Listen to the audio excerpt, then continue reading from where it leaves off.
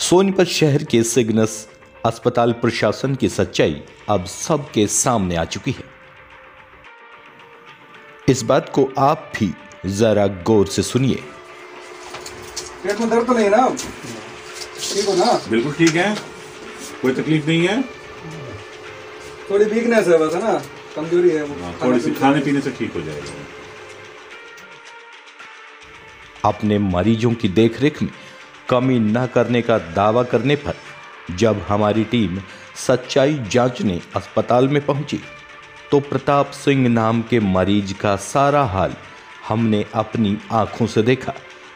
कुछ लोगों ने इसे बड़ा मुद्दा बनाने की नाकाम कोशिशें भी की, लेकिन सच्चाई छुप न सकी और स्टंट डालने में लापरवाही बरतने व ऑपरेशन के दौरान पेट में रॉड छोड़े जाने की बातें भी उठी थी, लेकिन धरातल पर टिक नहीं पाई।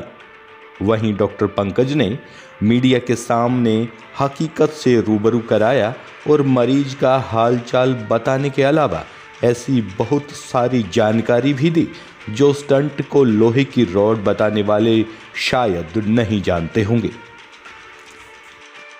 जी, मामले की सच्चाई ये है कि प्रताप सिंह जो मरीज हैं जिनके बारे में ये बातें कही जा रही है, ये हमारे पास वर्ष 2020 के जुलाई महीने में आए थे काफी गंभीर हालत में। हमने उस समय जब जांच की तो हमने पता लगाया कि उनके पित्त की नली में काफी गहरी संक्रमण है और उसमें पत्थर भी है।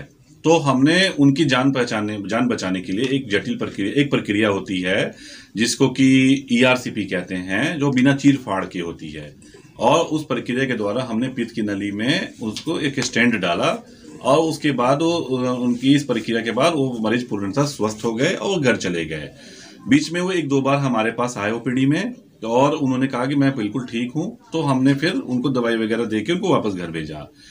इस बीच में वो पानीपत में किसी निजी अस्पताल में एक प्राइवेट सर्जन से मिले और सर्जन ने उन्हें अल्ट्रासाउंड जांच की एक सलाह दी और उस अल्ट्रासाउंड रिपोर्ट के आधार पे सर्जन ने हमारे पास उस पेशेंट को भेजा कि आप जाके सिग्नस हॉस्पिटल में से स्टेंट निकलवा लें।